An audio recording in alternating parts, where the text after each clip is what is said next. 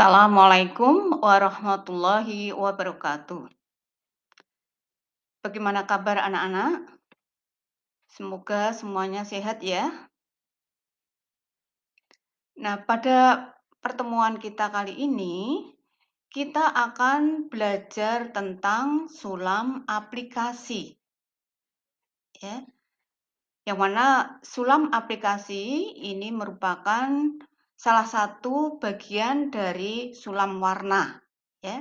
Yang mana macam-macam sulam warna kemarin sudah Ibu terangkan, dan salah satunya adalah sulam aplikasi.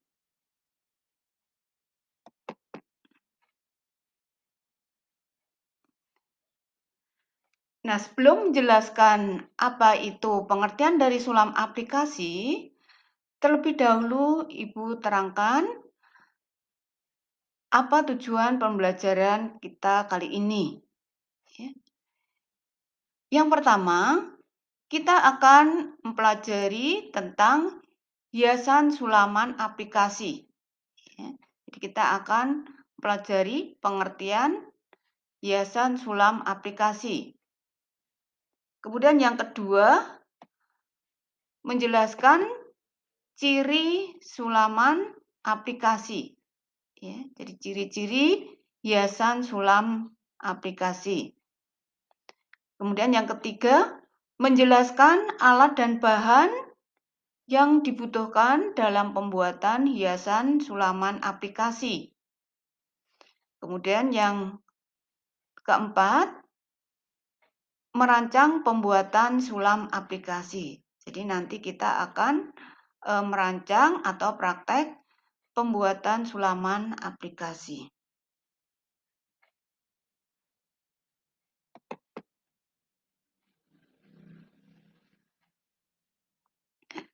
Nah, pengertian sulaman aplikasi. Apa itu sulaman aplikasi? Sulaman aplikasi adalah jenis sulaman warna yang hiasannya diperoleh dengan cara melekapkan kain yang dibentuk menurut motif yang diinginkan pada kain lain sebagai hiasan dengan menggunakan tusuk hias Feston. Jadi pada sulaman aplikasi ini bahan hiasnya adalah kain. Nah, biasanya kita menggunakan kain-kain perca, yaitu kain sisa-sisa yang sudah tidak dipakai. Yang mana kainnya itu bisa bermotif ataupun polos. Selain kain perca, kita juga bisa menggunakan jenis kain flanel. Kain flanel. Nah, kemudian untuk melekapkannya, kita menggunakan tusuk hias yang berupa tusuk hias Feston. Atau bisa juga delujur. Nah, tergantung dari apa yang kita lekapkan. Apa yang kita tempelkan.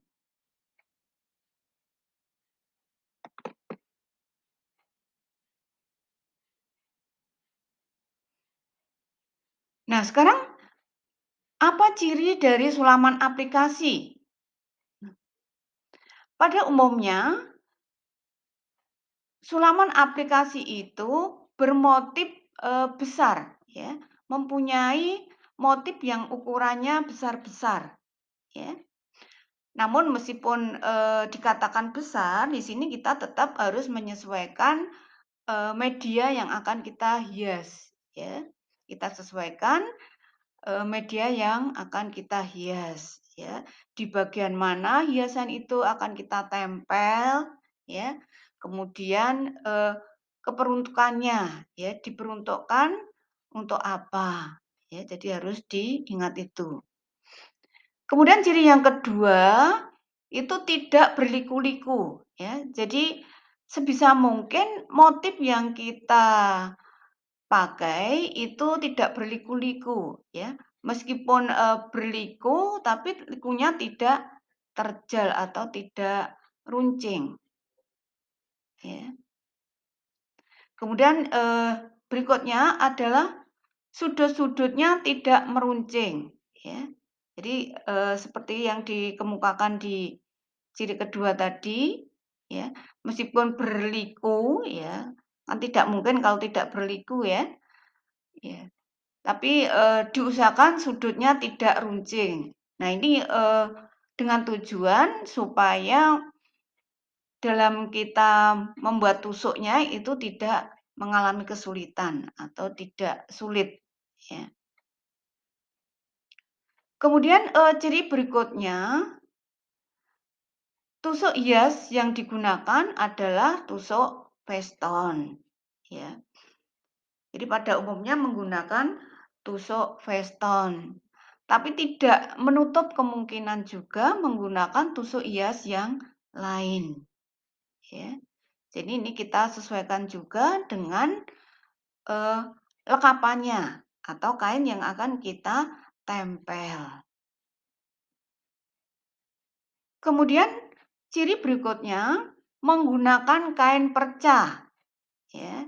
Jadi kain perca, yaitu kain-kain sisa yang sudah tidak dipakai, ya. Yang mana bisa bermotif, bisa juga yang polos, ya, tergantung, selera ataupun tergantung dari, desain yang akan kita buat, ya. Kemudian menggunakan tusuk hias veston, ya. Jadi ini ciri-ciri dari sulaman aplikasi.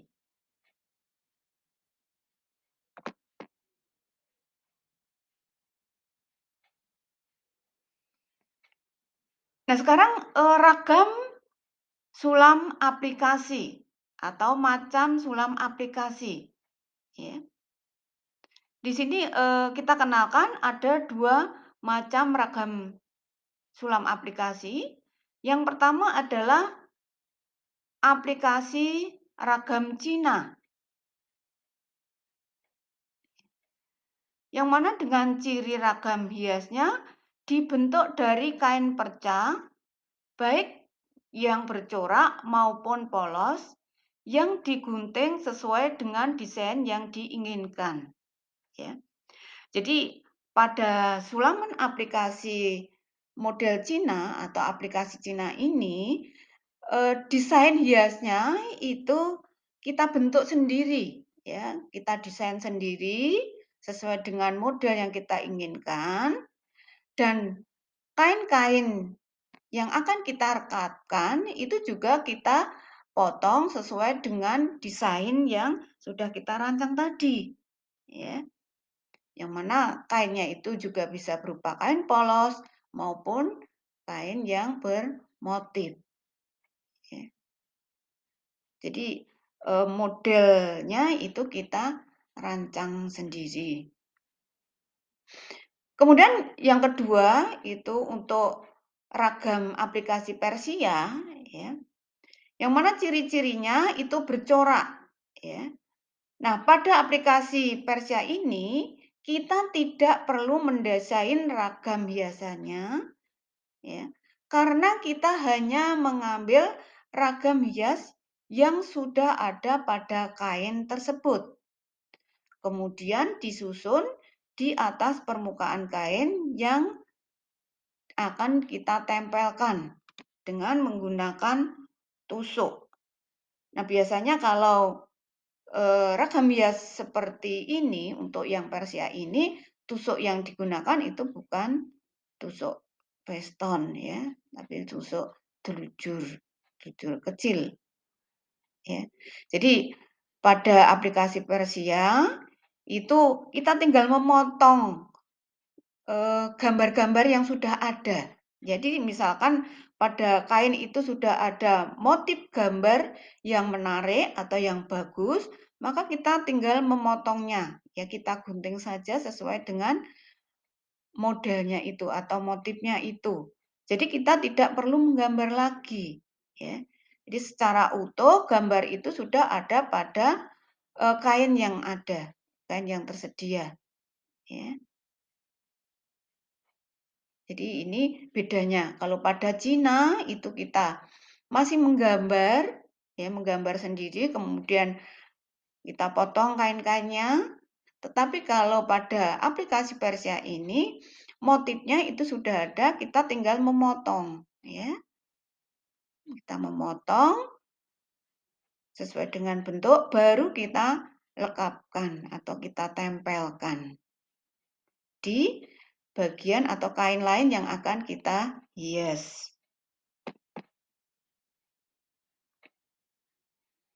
Nah, ini contoh sulaman ragam Cina, ya. Seperti di sini, itu pada baju anak ini menggunakan hiasan dengan sulam aplikasi, yang mana aplikasinya ini model Cina. Ya, ini kebetulan menggunakan kain yang harus dipotong sendiri, ya. Bentuk-bentuknya ini kita harus memotong sendiri, kemudian kita rekapkan, ya. Ini menggunakan kain flanel yang ini, ya. Begitu juga pada ini, pada tutup dispenser, ya, tutup dispenser ini. Nah, hiasannya ini menggunakan kain perca yang polos, ya. Nah, ini bentuk-bentuknya ini kita menggunting sendiri nih, ya. Untuk motif bunga ya kita potong seperti bentuk bunga, untuk daun ya kita potong sesuai motif daun. Baru setelah itu kita tempel, ya. Nah, ini juga ini menggunakan kain yang bermotif, ya. Ini campuran jadi antara perca biasa dengan kain flanel. Ini pada tas ini. Ya, ini juga contoh dari ragam Cina. Ya.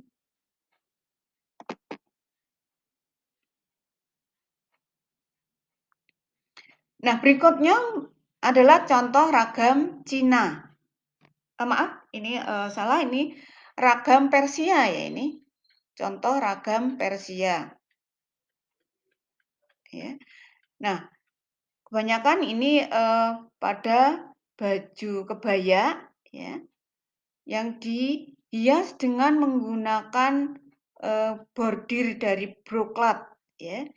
Nah, broklatnya ini diambil dari brokat lain, ya, atau kain lain yang dipotong motifnya ini, kemudian ditempel, ya, ya pada kain tile ini. Begitu juga yang sini, ya. Ini ada tambahan hiasan yang ditempel. Nah, hiasannya ini kita tinggal mengambil saja, mengambil dari kain lain yang sudah mempunyai bentuk seperti yang kita inginkan ini, ya. Jadi ini, nah ini yang bagian yang sebelum ditempelkan, ya. Ini kita ambil dari kain lain, ya. Nah, ini ragam Persia, ya, jadi ragam Persia.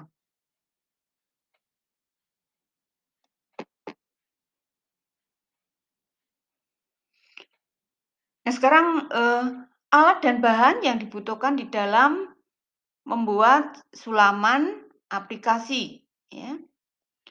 Yang pertama adalah kertas, ya. Kita bisa menggunakan kertas minyak atau kertas pola, ya, atau kertas HVS juga tidak apa-apa, ya. Yang mana kertas ini digunakan untuk menggambar desain atau motif yang kita inginkan, ya.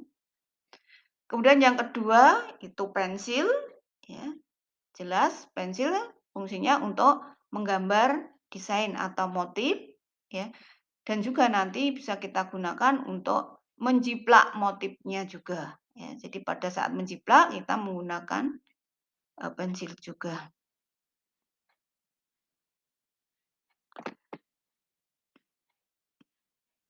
Berikutnya alat yang ketiga adalah gunting, ya. Nah, gunting ini kita bedakan ada gunting kertas dan gunting kain, ya. Kalau gunting kertas ini untuk memotong kertas, ya. Jadi desain yang kita gambar pada kertas tadi kita gunting sesuai bentuk menggunakan gunting kertas. Kemudian untuk gunting kain kita khususkan memotong kain-kain, ya. Jangan dicampur penggunaannya. Kemudian yang keempat itu kertas karbon, yang mana fungsinya kalian sudah tahu semua, yaitu untuk menjiplak motif, ya. Baik menjiplak pada kertas lain atau menjiplak pada kain. Ya.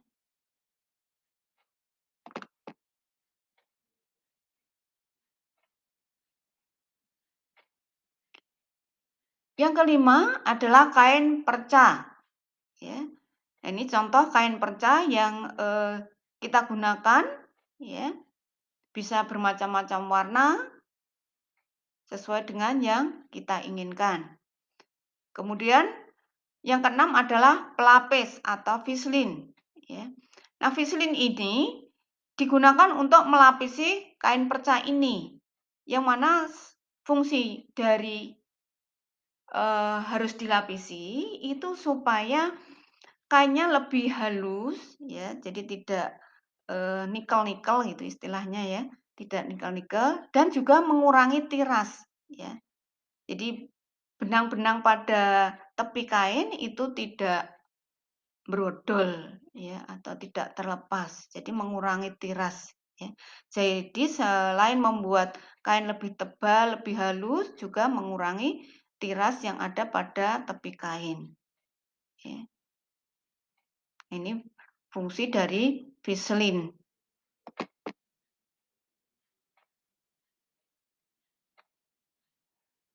Yang ketujuh adalah benang sulam, ya. Nah, benang sulam itu bermacam-macam, ya, nanti bisa kita sesuaikan. Yang mana warna benang sulam itu sebaiknya kita sesuaikan dengan warna kain yang kita tempel atau kain percanya tadi, ya. Kalau kainnya berwarna kuning ya kita pakai benang sulam kuning. Kalau berwarna biru ya kita pakai biru dan seterusnya, ya, biar serasi. Kemudian yang nomor 8 yaitu jarum, ya. Jarum ini fungsinya jelas untuk membuat tusukan itu tadi, ya, mengkaitkan antara benang dengan kain. Yang mana jarum yang kita pilih adalah jarum yang mempunyai ujung tajam, tetapi mata jarumnya itu mempunyai lubang yang cukup besar untuk dimasukkan benang sulam, ya. Jadi kita sesuaikan itu. Jadi diusahakan ujungnya tajam supaya nanti pada saat menusuk itu lebih mudah, ya, tidak kesulitan. Kemudian yang ke-9 adalah pembidangan, ya. Pembidangan ini fungsinya untuk menegangkan kain, ya, biar nanti pada saat proses penempelan atau perekatan itu kain yang dilekatkan maupun bahan yang ditempeli atau media yang dihias itu bisa rata, jadi tidak berlekuk-lekuk, ya, gitu. Dan ukuran pembidang itu kalian bisa menyesuaikan besar kecilnya, ya. Jadi pembidangan yang ada itu sebenarnya bermacam-macam ukurannya, tapi kalian bisa memilih yang sesuai dengan yang dibutuhkan, ya.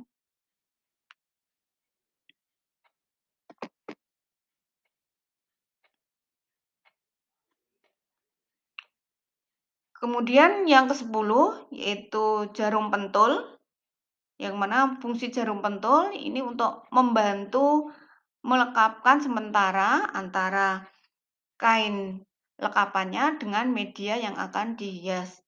Jadi sebelum dijahit dihias dengan tusuk Veston, itu dilekapkan dulu dengan jarum pentul ini supaya tidak lepas. Jadi pada saat menusuk itu lebih mudah. Kemudian ada setrika, yang mana setrika ini fungsinya untuk merapikan kain, ya, dan melekatkan kain fislin pada kain perca.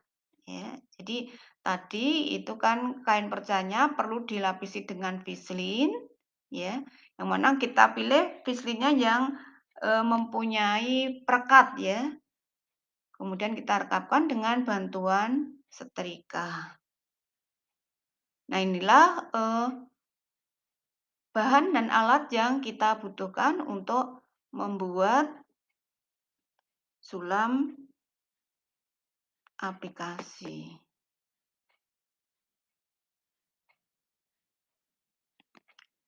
Nah, sekarang penerapan sulam aplikasi. Ya. Nah, sulam aplikasi ini bisa kita terapkan pada berbagai macam busana, ya. Khususnya itu yang paling banyak adalah busana anak-anak, ya. Yang mana busana anak-anak itu cocok sekali kalau diberi hiasan yang berupa hiasan aplikasi, ya. Contohnya seperti ini, ya. Biasanya lucu, ya, lucu, bagus dan lucu, ya. Selain itu, bisa kita terapkan juga pada lenan rumah tangga, misalkan pada taplak meja, kemudian pada tas, ya, kemudian sarung bantal kursi, kemudian tutup dispenser, tutup kulkas, dan lain-lain, ya. Masih banyak sekali lenan rumah tangga yang cocok dihias dengan sulaman aplikasi ini.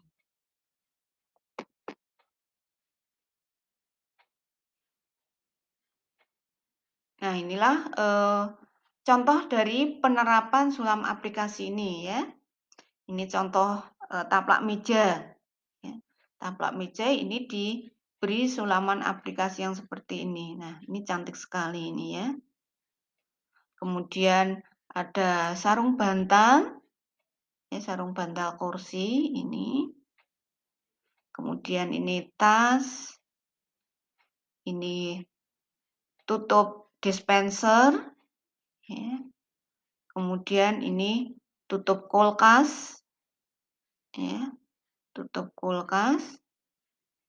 Ini juga cocok dihias dengan sulaman aplikasi ini, ya.